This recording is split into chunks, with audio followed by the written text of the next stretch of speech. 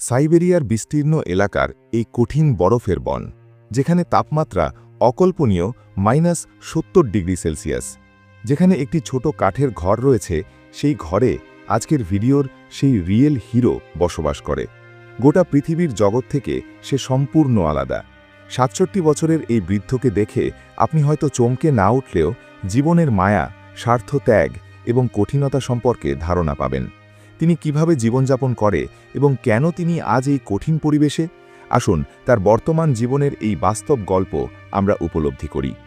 এটি হল ৬৭ বছরের বৃদ্ধ স্যামুয়েলের একমাত্র নির্জন বাড়ি।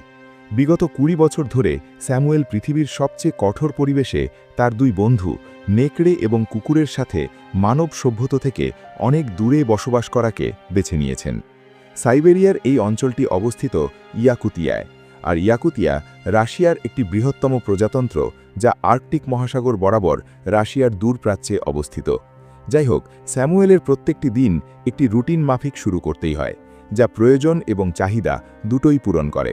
প্রতিদিন সকালে তিনি তার রেডিওতে খবর শোনার জন্য তাড়াতাড়ি উঠে পড়েন, যে রেডিওটি তার নিজের তৈরি করা ব্যাটারি দ্বারা চালিত হয়, অত্যন্ত বুদ্ধিমত্তার সাথে। একে তো কঠিন শীতল অঞ্চল, তারপর আবার সাত সকাল, যেখানে ইয়াকুতিয়ার কঠোর শীতল জলবায়ুতে বেঁচে থাকা সহজ নয়। সুতরাং তার ঘরকে গরম রাখা একটি চলমান যুদ্ধ। প্রতিদিন সূর্য ওঠার সাথে সাথে সে সারা দিনের জন্য ঘর গরম রাখতে আগুন জ্বালানোর জন্য কাঠ সংগ্রহ করতে লেগে পড়ে। ধীরে ধীরে উঠে নিজেকে প্রস্তুত করতে শুরু করে, কাঠ এবং অন্য কোনো সংগ্রহের জন্য যা কিছু নিয়ে আসতে পারে।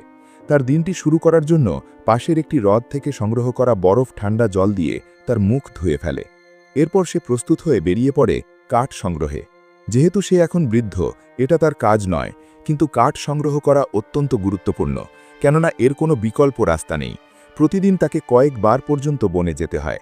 স্যামুয়েল বন থেকে আনা কাঠের গুঁড়ি ব্যবহার করে তার এই বাড়িটি নির্মাণ করেছিলেন, যা কঠোর ইয়াকুতিয়ার শীতের সময়ে ঘর গরম রাখতে সাহায্য করে। তিনি দড়ি ব্যবহার করে কাঠের গুঁড়িগুলিকে একের পর এক সাজিয়ে অভিনব কায়দায় বাড়িটিকে তৈরি করেছিলেন। এরকম ধরনের বাড়ি যা প্রায়শই ইয়াকুতিয়ার বাসিন্দারা তৈরি করে থাকেন। ৬৭ বছরের বৃদ্ধ হলেও তার মনের জোর তাকে শক্ত গাছের গুঁড়িগুলিতে কেটে সেগুলিকে সাইজ করে বাড়িতে আনতে সাহায্য করে। প্রত্যেকটি কাঠের টুকরোকে একসাথে বেঁধে তার নিজের তৈরি চাকাওয়ালা গাড়িতে করে টানতে টানতে বাড়িতে নিয়ে আসে। তিনি যে ঘরে বাস করে সেখানে সঠিক আঁটোসাঁটো জানালার ব্যবস্থা নেই। তিনি একজাতীয় প্লাস্টিক কাগজ ব্যবহার করেন, আর এই প্লাস্টিক কাগজ কার্যকরভাবে ঠান্ডা নিরোধক নয়, তাই ঘরটিকে ভালোভাবে উত্তপ্ত রাখে না। সুতরাং স্যামুয়েলকে দিনের মধ্যে অনেকবার ঘর গরম রাখার ব্যবস্থাপনা করতে হয়, কারণ ইয়াকুতিয়ার ক্ষমাহীন এই জলবায়ু অনবরত হুমকি প্রকাশ করেন এবং সতর্কতা জারি করেন। এত কম তাপমাত্রার বাতাস মারাত্মক ঠান্ডা এবং অসহ্য বেদনাদায়ক, তাই স্যামুয়েল প্রতিনিয়ত সক্রিয় থাকে এবং শারীরিক পরিশ্রম করে উষ্ণ থাকে। যেহেতু স্যামুয়েল নিকটতম গ্রাম থেকে প্রায় ৩০ কিলোমিটার দূরে বসবাস করে, তাই খাবার সংগ্রহের জন্য তাকে প্রতিনিয়ত চ্যালেঞ্জের সঙ্গে লড়াই করতে হয়। তিনি খুব বেশি শিকার করেন না, তবে তার মাংস সংগ্রহের একমাত্র উৎস ফাঁদ পেতে বন্য খরগোশ ধরা। যদিও এই পদ্ধতি সবসময় কাজ করে না। যখন খাদ্য সরবরাহ কম হয়, তখন তাকে গ্রামের দীর্ঘ ৫ ঘন্টা পথ হেঁটে যেতে হয়, যা একটি কঠিন যাত্রা। তবে এই যাত্রা শুধুমাত্র বসন্ত এবং গ্রীষ্মের উষ্ণ মাসে করা যেতে পারে, কারণ শীতের মরশুমগুলিতে গোটা অঞ্চল উঁচু উঁচু বরফে ঢাকা পড়ে যায়, ফলে পথচলা বিপজ্জনক এবং অতিরিক্ত ঠান্ডা যে কাউকে কাবু করে দিতে পারে। স্যামুয়েল কাঠগুলি জোগাড় করে এনে যখন ঘরকে গরম করতে সক্ষম হয়, তারপরে সে দুপুরের খাবার রান্নার জন্য প্রস্তুত হতে শুরু করে। তিনি তার খাদ্য মজুতের উপর নির্ভর করে দিনে একবার বা দুবার খেয়ে থাকেন। তবে খাদ্যের অভাব সত্ত্বেও স্যামুয়েল তার চারপাশের বন্ধুদের কথা কখনো ভোলে না। সবসময় খেয়াল রাখেন যেন তারাও খাবার পায়। সে যদি নিজে খেতে পায়, তবে তার একটি অংশ তাদেরকে দেবেই। স্যামুয়েল এবং তার দুই বন্ধুর মধ্যে গড়ে উঠেছে যেন এক অটুট বন্ধুত্ব, যে বন্ধুত্ব যেন কোনোদিনই ছিন্ন হবার নয়। আসলে হয়তো প্রাণীদেরকে যদি আমরা ভালোভাবে বুঝি, হয়তো তারাও আমাদের ভাষা বোঝে, এটাই তার জলজ্জান্ত প্রমাণ। স্যামুয়েলের মিউজিক বাজানো শুনে যেন কুকুরটিও তার ভাষায় গান শুরু করে দিয়েছে।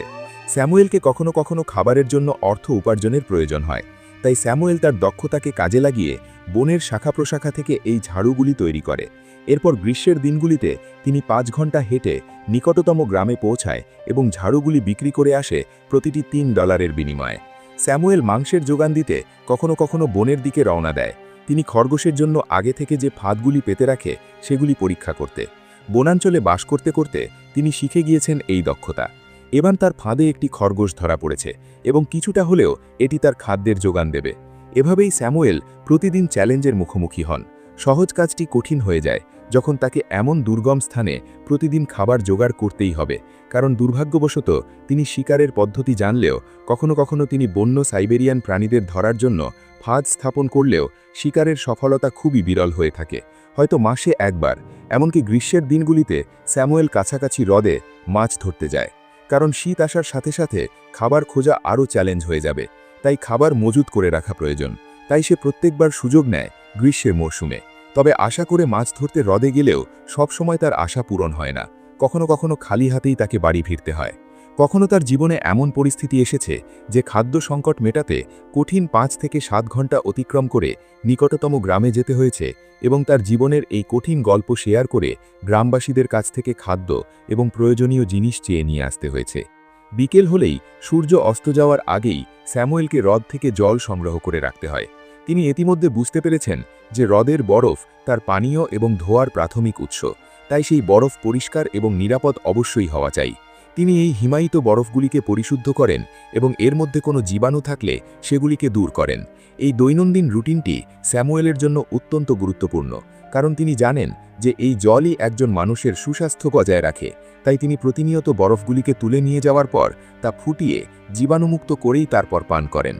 তিনি যেহেতু প্রয়োজন থেকেই সবকিছু শিখেছেন, তাই তার শখের জিনিসগুলো একটি বিকল্প উপায়ে বার করে নিয়েছেন। আমাদের মতো শাওয়ার তার কাছে না থাকলেও তিনি একটি পেট্রোল পাত্রে জল ভরে ঐতিহ্যবাহী বাথ হাউস তৈরি করেছেন। স্যামুয়েলের সৃষ্টিশীলতার কোনো সীমা নেই। তিনি একজন গোছালো মানুষ।